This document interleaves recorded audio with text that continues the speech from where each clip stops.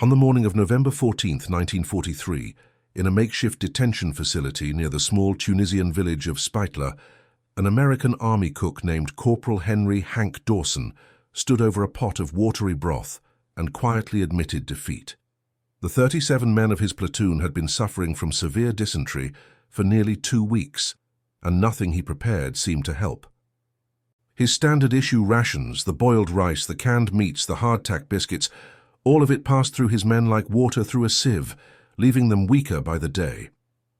What Hank did not know was that the solution to his impossible problem was sitting just 200 meters away behind a wire fence, in the form of a 43-year-old Italian woman named Lucia Ferrante, who had been captured alongside retreating Axis forces and who possessed knowledge passed down through 17 generations of her family.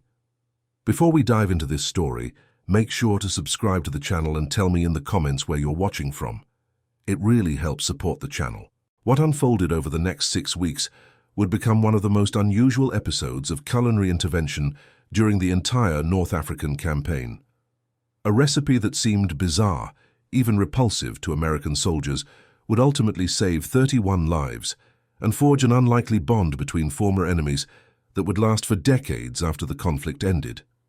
To understand how Lucia Ferrante ended up in an American detention facility in Tunisia, we must first travel back to the small coastal town of Anzio, Italy, where she was born in 1900.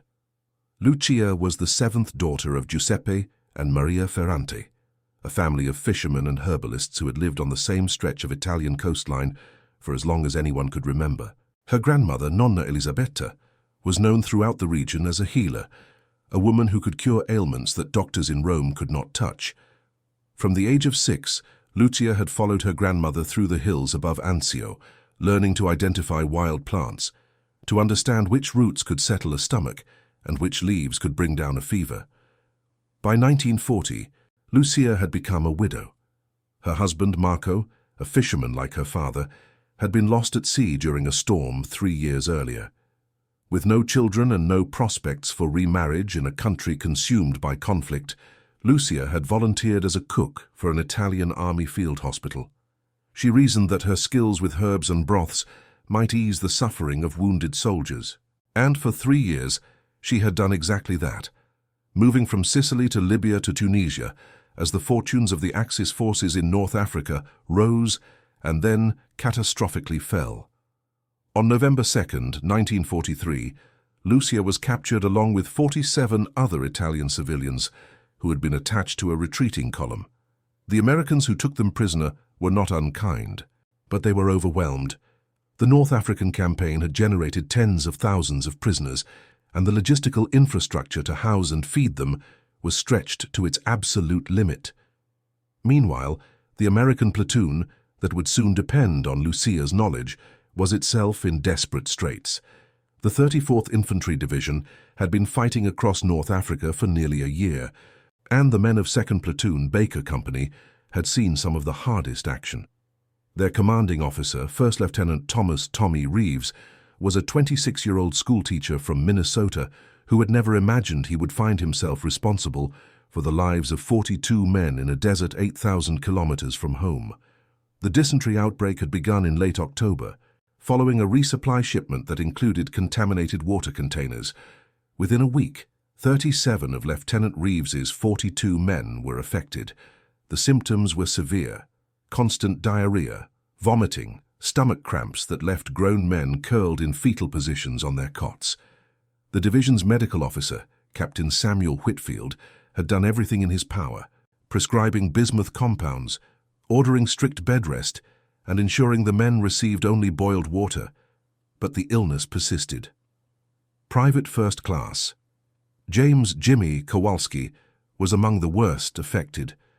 The 20-year-old from Pittsburgh had already lost nearly 14 kilograms by the time Corporal Dawson began his daily rounds on November 14th. Jimmy's mother had sent him off to the conflict with a photograph of the family and a promise that she would pray for him every night. Now he lay on a canvas cot, too weak to hold the photograph, his lips cracked and his eyes sunken. That same morning, Sergeant William "Bill" Patterson was conducting the daily inspection of the prisoner compound when he noticed something unusual. One of the Italian women, a plain-faced civilian in a threadbare dress, was crouched near the perimeter fence, carefully gathering what appeared to be weeds. Patterson, a 34-year-old farmer from Oklahoma, recognized some of the plants she was collecting.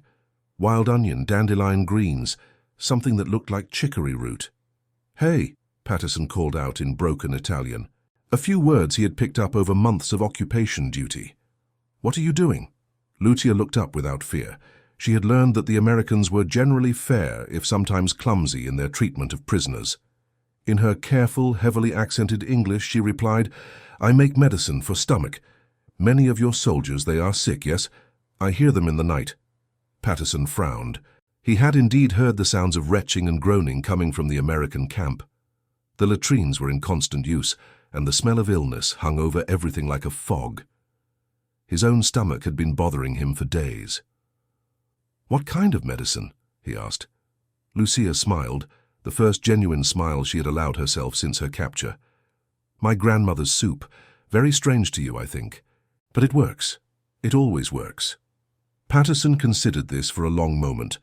Army regulations strictly prohibited prisoners from interacting with American personnel outside of authorized contexts. But regulations had also failed to stop 37 of his fellow soldiers from spending their days doubled over in agony. He made a decision that would change everything. "Stay here," he said. "I'm going to get someone." The someone he got was Corporal Dawson, the platoon cook, who arrived at the prisoner compound with a mixture of curiosity and desperation. Hank Dawson had been cooking for American soldiers since 1941, first at Camp Shelby in Mississippi, and then across the Atlantic. He prided himself on his ability to make palatable meals from army rations, but he had never felt more helpless than he did now, watching his friends waste away from an illness he could not feed them out of. Lucia studied the American cook with sharp eyes. He was a heavy-set man with flour permanently embedded in the creases of his hands, and she recognized in him a fellow professional, someone who understood that food was more than sustenance. It was medicine. It was comfort. It was, in times of great hardship, the difference between hope and despair. "Tell me about this soup," Dawson said, his skepticism evident but not hostile. Lucia began to explain, and as she did, Dawson's expression shifted from doubt to confusion to something approaching alarm. The soup, she said, required ingredients that no American Army cook would ever consider combining. The base was made from the cooking water of white beans, which had to be simmered for at least 4 hours until it became thick and starchy. To this was added the juice of preserved lemons, something Lucia had learned to make herself using techniques her grandmother had taught her. Then came the truly unusual components: the tough outer leaves of fennel bulbs, usually discarded, dried fig paste, dissolved in the broth, crushed coriander seeds, and finally the ingredient that made Dawson's face contort in disbelief, a handful of burnt rice, cooked until it was completely black and then ground into a fine powder. "Burnt rice?" Dawson repeated. "You want me to feed burnt rice to sick men?" Lucia nodded patiently. "The burning changes it, makes it." She searched for the English word. "Absorbent. It pulls the sickness from the stomach, the intestines. My grandmother called it carbone del povero, poor man's charcoal." What Lucia was describing, though she lacked the scientific vocabulary to explain it, was a form of activated charcoal, a substance that would not become widely recognized in Western medicine for its absorptive properties until decades later. Her grandmother had discovered its effects empirically, through centuries of trial and error, in the hills above Anzio. Dawson was torn. Everything in his training told him that this was nonsense, peasant superstition from a woman who had been on the wrong side of the conflict. But everything in his heart told him that he was watching his friends perish slowly, and that nothing he had tried was working. He reported the conversation to Lieutenant Reeves, who listened with the exhausted attention of a man who had run out of options. Reeves then consulted Captain Whitfield, the medical officer, who dismissed the idea initially as dangerous folklore.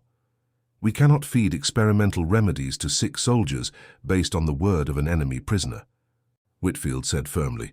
"It is irresponsible."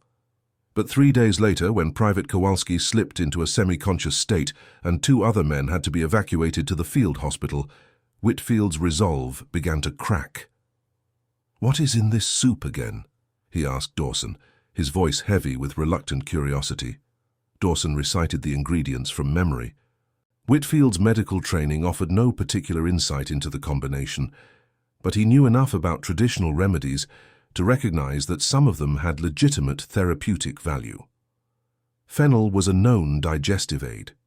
Coriander had been used for stomach complaints since ancient times. The burnt rice was the strangest element, but Whitfield had read papers about charcoal's ability to bind toxins. "It is probably useless," Whitfield said finally, "but I do not think it will cause harm. If you can get volunteers, men who consent to try it, I will not stop you." Finding volunteers proved easier than expected. Word had spread through the platoon about the Italian woman's strange remedy, and desperate men are willing to try almost anything. 7 soldiers agreed to participate in what Sergeant Patterson privately called the soup experiment. On November 18, 1943, Lucia Ferrante was escorted from the prisoner compound to the American field kitchen under armed guard. She was given access to the ingredients she had requested, most of which had to be scrounged from the surrounding countryside or bartered from local Tunisian merchants. Dawson watched her work with the fascination of a student observing a master. Lucia moved through the kitchen with practiced efficiency, her hands remembering motions they had performed thousands of times. She picked through the white beans, discarding any that were discolored or damaged. She crushed the coriander seeds in a mortar, releasing their sharp, citrus-like fragrance. She carved the fennel bulbs with surgical precision, separating the tender inner portions, which she set aside for eating, from the tough outer leaves that would go into the broth. The burnt rice was the most labor-intensive component. Lucia cooked a small portion of rice in a dry pan, stirring constantly as it transformed from white to golden to brown to finally deep black. The smell was acrid, almost unpleasant, but Lucia seemed satisfied. She ground the blackened grains into powder using the back of a spoon against the bottom of a metal bowl. The soup simmered for 6 hours. Lucia refused to let anyone taste it before she declared it ready, and she monitored the pot with the vigilance of a mother watching over a sick child. When it was finally done, the broth was a murky, greenish-brown color that made several of the watching American soldiers visibly uncomfortable. "This looks like something from a swamp," muttered Private Robert Chen, one of the 7 volunteers. The 22-year-old from San Francisco had been suffering from dysentery for 11 days and had lost nearly a fifth of his body weight. Lucia ladled a portion into a tin cup and handed it to him. "Drink slow," she instructed. "Small sips. Let it sit in stomach before you swallow more." Chen looked at the murky liquid, looked at Lucia, and then raised the cup to his lips. The first sip made him grimace. "Tastes like burnt toast and grass," he said. "Good," Lucia replied with a slight smile. "That means it is working." Over the next 3 days, the 7 volunteers consumed Lucia's soup 3 times daily, in addition to their regular rations. Lucia insisted that they also eat small portions of plain boiled rice and drink only water that had been boiled with a handful of fennel seeds. She monitored each man personally, asking questions about the frequency and consistency of their bowel movements, with a clinical detachment that initially embarrassed the American soldiers, but which they soon came to appreciate. On the morning of November 21st, Private Chen woke up and realized something remarkable. For the first time in nearly 2 weeks, he did not feel the urgent need to run to the latrine. His stomach, while not entirely settled, no longer churned with the constant threat of violent expulsion.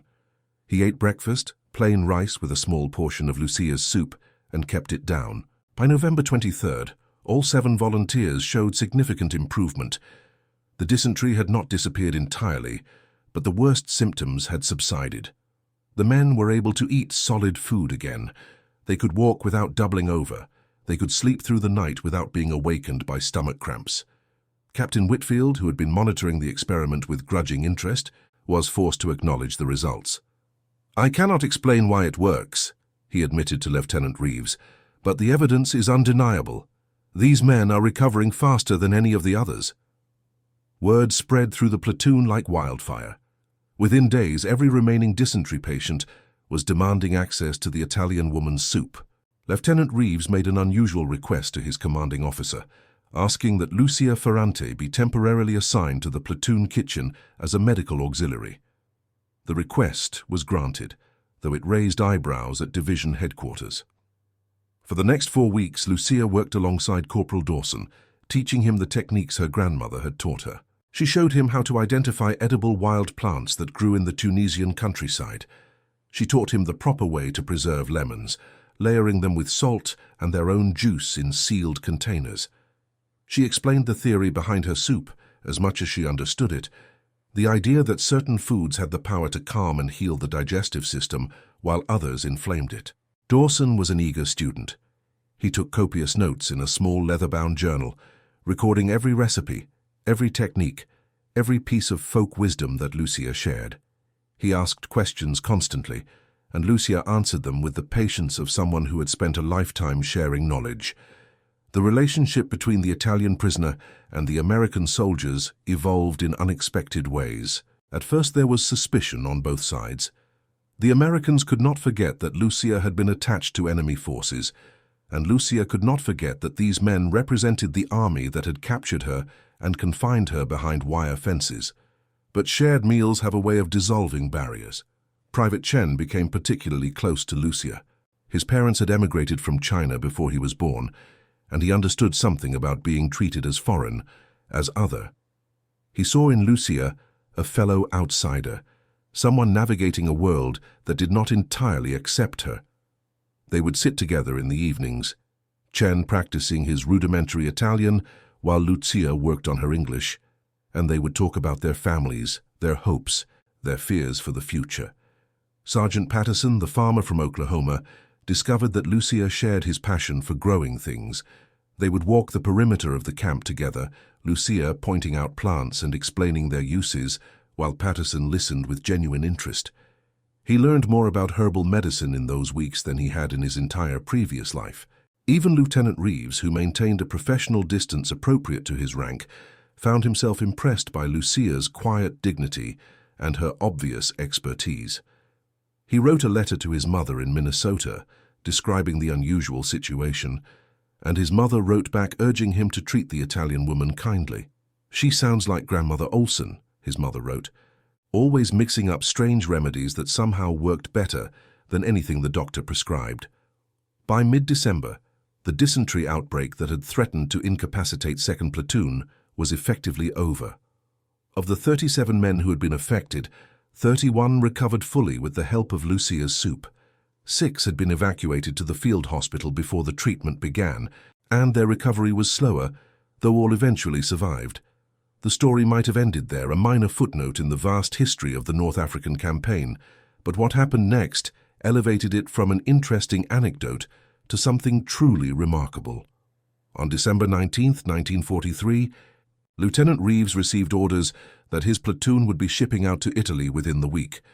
The Allies were preparing for the push north from Naples, and every available unit was being mobilized. This meant leaving Tunisia, and it meant leaving Lucia Ferrante behind in the prisoner compound. The men of 2nd Platoon were unexpectedly emotional about this prospect. Lucia had become, in some strange way, one of them. She had fed them when they were at their weakest. She had treated them with kindness when she had every reason to resent them. She had saved lives. Private Chen approached Lieutenant Reeves with an unusual request. Several of the men had pooled their resources, their pay, their ration coupons, their small luxuries, and wanted to give them to Lucia as a token of gratitude. Reeves agreed to facilitate the gift, though he knew it bent the regulations governing treatment of prisoners. The presentation took place on December 20th, the day before the platoon's departure. 31 men gathered near the prisoner compound fence, with Lucia standing on the other side. Corporal Dawson served as spokesman. "Ma'am," he began, his voice thick with emotion he had not expected to feel, "we wanted you to know what you did for us. When we were sick, you could have done nothing. You had no reason to help us, but you did anyway. And because of that, 31 men are going home to their families instead of being buried in this desert." He handed through the fence a small cloth bag containing the pooled gifts, along with something else, his leather-bound journal, now filled with Lucia's recipes and techniques. "I made a copy for myself," Dawson explained, "but I want you to have the original, so you never forget that your grandmother's wisdom saved American lives." Lucia accepted the gifts with tears streaming down her weathered face. She had not cried since her husband was lost at sea 6 years earlier, but now she could not stop the flood. "You are good men," she said simply. "I pray you all go home safe to your families." What followed was something that none of the participants would have believed possible a few months earlier. One by one, the soldiers of 2nd Platoon approached the fence and shook Lucia's hand through the wire. Some spoke words of thanks, others simply nodded, their emotions too powerful for speech. Private Chen held her hand for a long moment and whispered something in broken Italian that made Lucia smile through her tears. Lieutenant Reeves was the last to approach. He had maintained his professional demeanor throughout, but now his facade cracked slightly. "Mrs. Ferrante," he said formally, "on behalf of the United States Army, I want to thank you for your service to our men. When this conflict is over, I hope you find peace and happiness." Lucia nodded. "And you, Lieutenant, go with God." The platoon shipped out the following morning. They would fight their way up the Italian peninsula over the following 18 months, facing hardships and dangers that would test every man to his limit. But they would never forget the Italian woman who had fed them strange soup and saved their lives. The story, however, does not end there. In April of 1945, as the conflict in Europe drew to its close, Corporal Dawson, now promoted to sergeant, found himself stationed near Anzio, Italy. He had carried Lucia's recipes with him throughout the campaign, using them to help soldiers suffering from digestive ailments whenever standard medical treatment proved insufficient. The burnt rice remedy had become something of a legend in his unit, and Dawson had taught it to cooks throughout his division. On his first day of leave, Dawson asked his commanding officer for permission to visit the town of Anzio. He wanted to find Lucia Ferrante's family, to tell them what their daughter and granddaughter had done. What he found was a town scarred by conflict, but slowly coming back to life. The beach where Allied forces had landed in January of 1944 bore the marks of that terrible day, but fishing boats were once again launching from the harbor, and the smell of cooking drifted from open windows. It took Dawson 3 days to locate the Ferrante family. Lucia's sister, Rosa, was still living in the family's ancestral home, a small stone cottage overlooking the sea. She was initially suspicious of the American soldier who appeared at her door, but when Dawson produced the leather-bound journal and explained why he had come, her suspicion melted into astonished joy. Rosa revealed that Lucia had been released from the prisoner compound in February of 1944 and had made her way back to Italy through a series of refugee camps and charitable organizations. She had arrived home in August, thin and exhausted, but alive. She had told her family about the American soldiers she had helped, but she had assumed she would never hear from any of them again. "She will want to see you," Rosa said. "She talks about you, about the cook who learned her grandmother's recipes. Wait here." An hour later, Lucia Ferrante walked through the door of her sister's cottage and found Sergeant Henry Dawson sitting at the kitchen table. For a long moment, neither of them spoke. Then, Lucia crossed the room and embraced the American cook who had been her student, her colleague, and her friend. "You came back," she whispered. "I had to," Dawson replied. "I had to tell you that your soup saved more than 31 men. I have been teaching it to cooks all across Italy. Hundreds of soldiers have been helped by your grandmother's wisdom." Lucia stepped back and looked at him with shining eyes. "Then Nonna Elisabetta's legacy lives on." Dawson reached into his pack and produced a small package wrapped in brown paper. "I brought you something. I have been carrying it since Tunisia, waiting for a chance to deliver it personally." Inside the package was a photograph. It showed the men of 2nd Platoon gathered near the prisoner compound fence on December 20th, 1943. Lucia was visible on the other side of the wire, her hand extended to shake Sergeant Patterson's. Someone, perhaps Lieutenant Reeves, had scratched a caption on the back, "The woman who saved us." Lucia held the photograph for a long time, her fingers tracing the faces of men she had known for only a few weeks, but who had changed her life forever. Over the following days, Dawson met Lucia's extended family. He ate meals prepared in the same kitchen where Nonna Elisabetta had once cooked. He walked the hills above Anzio, where Lucia had gathered herbs as a child. He recorded additional recipes and techniques, filling a new journal with the accumulated wisdom of the Ferrante family. Before he left, Lucia made him promise to return after the conflict was over, to come back as a civilian and continue learning. Dawson made that promise, and unlike many promises made during wartime, he kept it. In 1947, after his discharge from the army, Henry Dawson returned to Anzio. He spent 3 months living with the Ferrante family, studying their culinary traditions in depth. He learned to make preserved lemons, to identify dozens of wild plants, to prepare broths and soups and remedies that had been passed down through countless generations. When he finally returned to the United States, Dawson did not go back to his previous life as a short-order cook. Instead, he enrolled in one of the first culinary schools to open after the conflict, using the GI Bill to fund his education. He graduated at the top of his class and went on to become a respected chef and cookbook author. His first book, published in 1953, was titled Healing Foods, Traditional Italian Remedies for the American Kitchen. The dedication read, "For Lucia Ferrante, who taught me that food is medicine and that kindness knows no nationality." The book was a modest success, but it introduced American readers to concepts that would not become mainstream for decades. The idea that certain foods could promote digestive health, that traditional remedies often contained genuine therapeutic value, and that the wisdom of previous generations should not be dismissed simply because it could not be explained by modern science. Lucia Ferrante lived to see the book's publication. She received a copy in the mail in early 1954, along with a letter from Dawson and a check representing her share of the royalties. The letter informed her that Dawson had established a trust in her name, funded by book sales, to support traditional healers and herbalists in the Anzio region. Lucia used the money to open a small clinic where she and other local women could offer traditional remedies to those who needed them. The clinic operated for 23 years, until Lucia's passing in 1977 at the age of 77. But the story extends even further.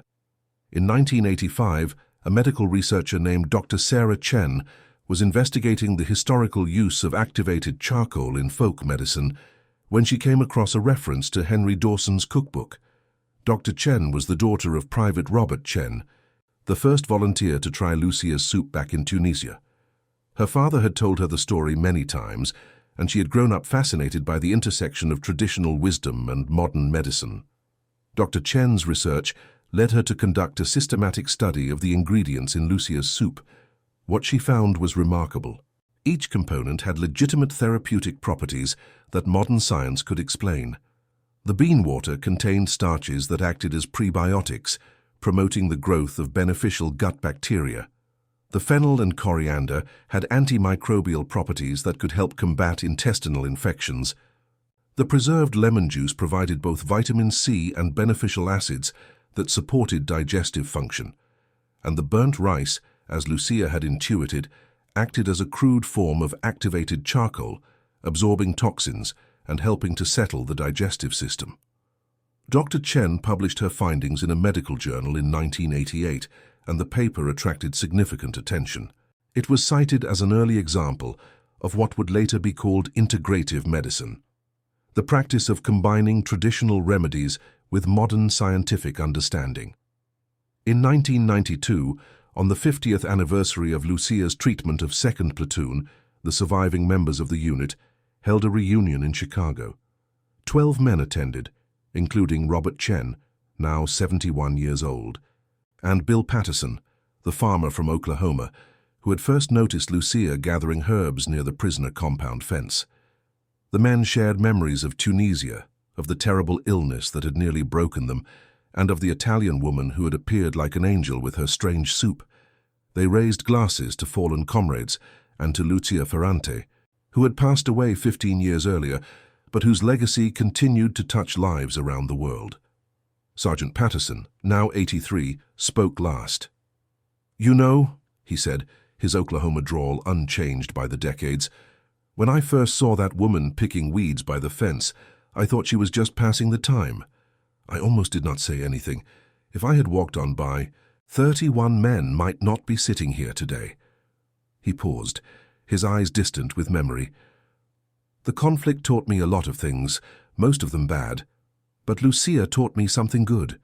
She taught me that the person on the other side of the fence might be the one who saves your life, that your enemy today might be your friend tomorrow, that kindness and knowledge do not belong to any one country or any one side.